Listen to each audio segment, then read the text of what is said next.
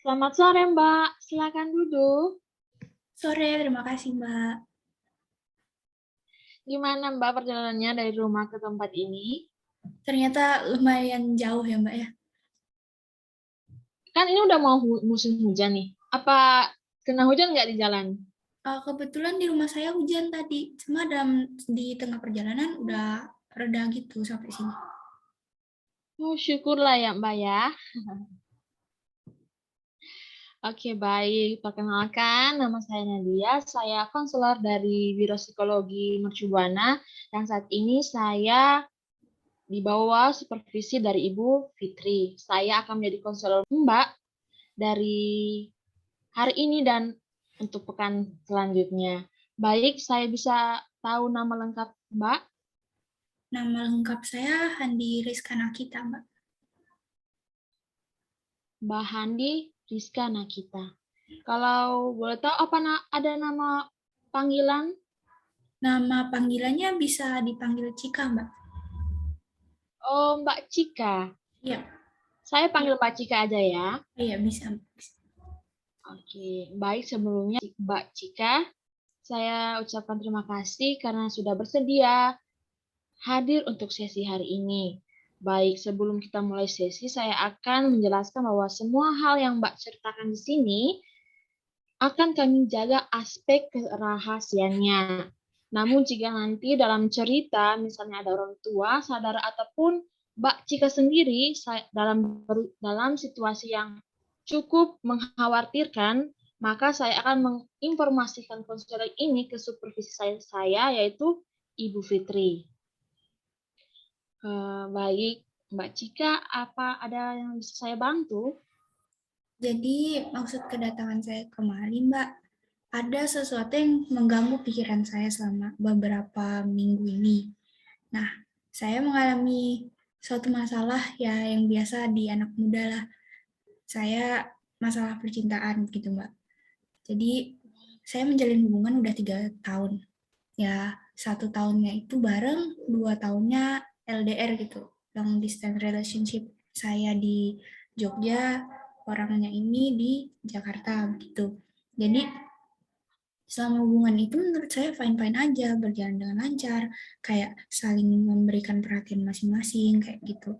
Cuma tiba-tiba di tahun ketiga itu kayak hilang, apa, loss, sering berkurang gitu.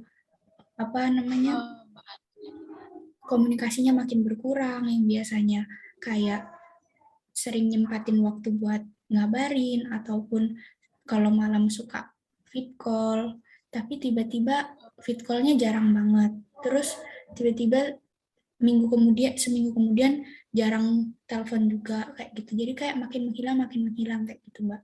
Terus ya sebenarnya saya awalnya nggak merasa terlalu terganggu sama itu dan kayak karena mungkin sibuk sama kerjaan juga kan, sibuk sama kerjaan dan kuliah. Terus suatu ketika saya dicat sama orang gitu. Saya kaget kan, ini siapa? Saya nggak kenal gitu. Terus langsung nanya, kamu siapanya si A?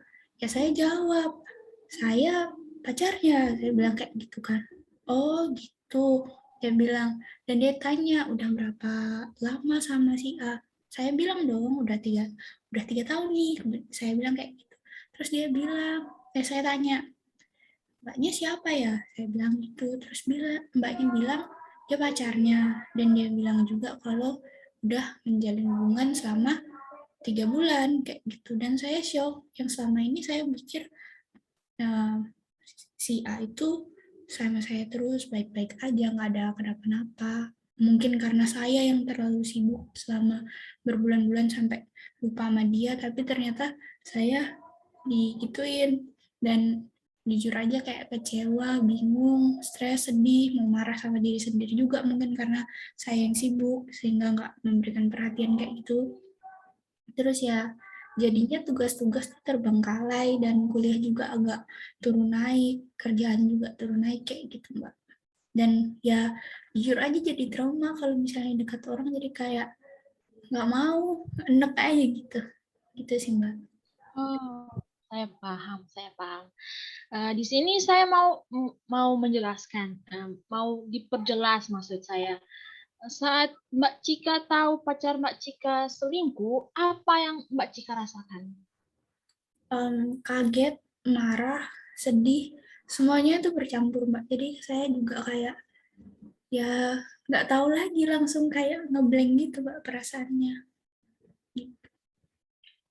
Oh, Mbak Cika juga merasa menyesal tadi.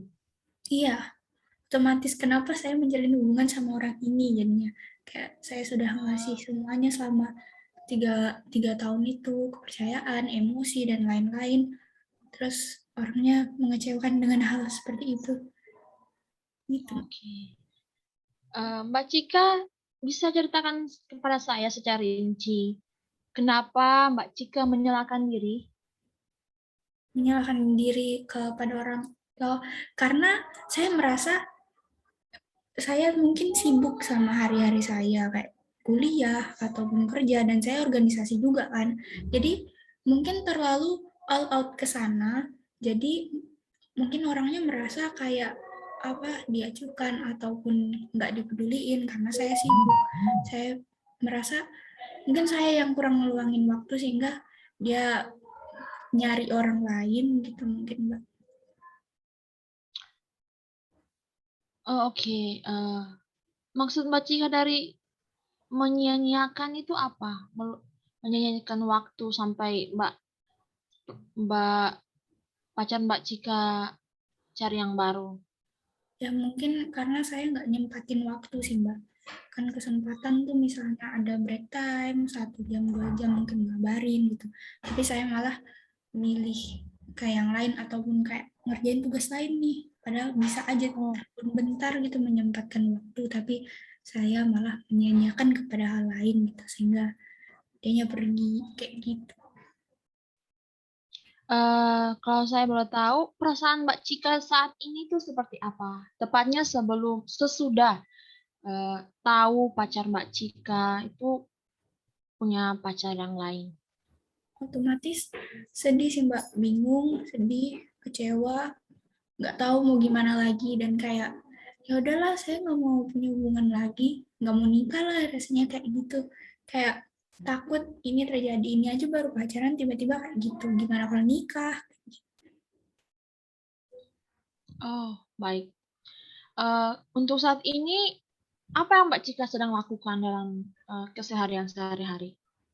Saya berusaha buat ngerjain dan balik lagi ke kuliah serta kerjaan saya biar kayak lebih ke ngelampiasin ke itu sih Mbak, jadi biar saya full otaknya nggak mikirin ke orang itu lagi. Ya, memang sedih sekali ya, Mbak, kehilangan orang yang kita cintai, yang sudah kita percayakan selama bertahun-tahun. Iya, apalagi Mbak Cika sudah memberikan semua kepercayaannya kepada pasangan Mbak Cika. Betul sekali. Saya rasa itu memang sangat sulit untuk dilalui, Mbak. Baik. Jadi Mbak Cika merasa eh, menyalahkan diri, merasa menyanyikan waktu, sedih, merasa kecewa karena pacar atau pasangan Mbak Cika selingkuh dari Mbak Cika.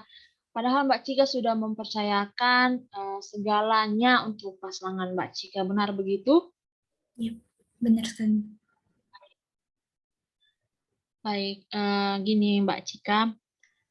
Saya pikir Mbak Cika itu orang yang sangat hebat. Kenapa? Karena memberikan seseorang kepercayaan penuh itu sangat sulit bagi beberapa orang. Dan Mbak Cika itu bukan kesalahan dari Mbak Cika. Itu sama sekali bukan kesalahan dari Mbak Cika. Eh, saya harap Mbak Cika dapat menemukan orang yang lebih baik karena Mbak Cika itu layak. Karena nggak ada yang kurang seperti Mbak Cika itu memberikan kepercayaan, Mbak. Artinya Mbak Cika ini orang yang banyak dicari gitu maksudnya. Jadi Mbak Cika, saya percaya Mbak Cika bisa, pasti bisa. Karena Mbak Cika orangnya yang kuat saya lihat soalnya. Oke, baik. Karena terbatas, saya mengucapkan terima kasih kepada Mbak Cika sudah bisa hadir dan mau hadir pada sesi saat ini. Saya ucapkan terima kasih sebanyak-banyaknya Mbak Cika. Oke, terima kasih Mbak. Terima kasih Mbak, sudah mau mendengarkan.